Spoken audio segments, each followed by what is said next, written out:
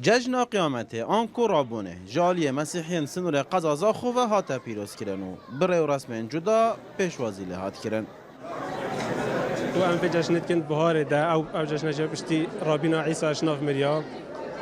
كوزاني هجا ام مسيحي چن مالي كدو جشن كدو پیروز كن اف جشن هر چكي برنياس الدف خلكي جشن هيكا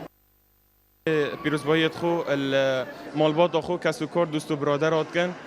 پیوی هنده هر سال بدلک خوشی و شادی بآرامی و امناهی رنگرنا هیکا و چکرنا پادشان آنکو سروپیان جه تایبتمندین و جشنینه. سحوريات إن كنيسة نفيجا خات كن وقربان خاصتينن بشتين كتشن مالي فراوينا خات خنس سارو بيكا وأم بشتين كتشن عيدة إيكودو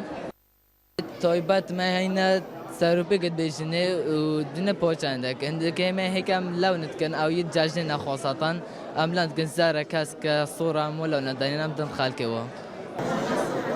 جبلی مسیحیان کاتولیکی بشکا ارثوذکسان جی او جشن پیروز کرن به تایبتی ارمنن دوره و مسلمان جی و جشن لمسیحیان پیروز دکن.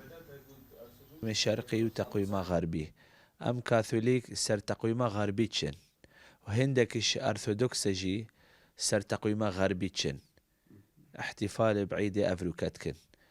يدي ارثوذكس بهرا بيتر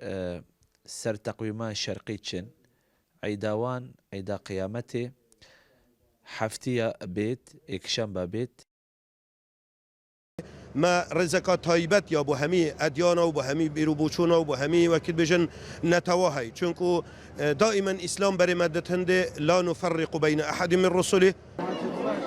نزیکی 3000 مالباتن مسیحی لسنور قزازا خو هنو 5 درجی دنوا سنتر قزای دا رو رسمین آینی تعداد هنه کرن.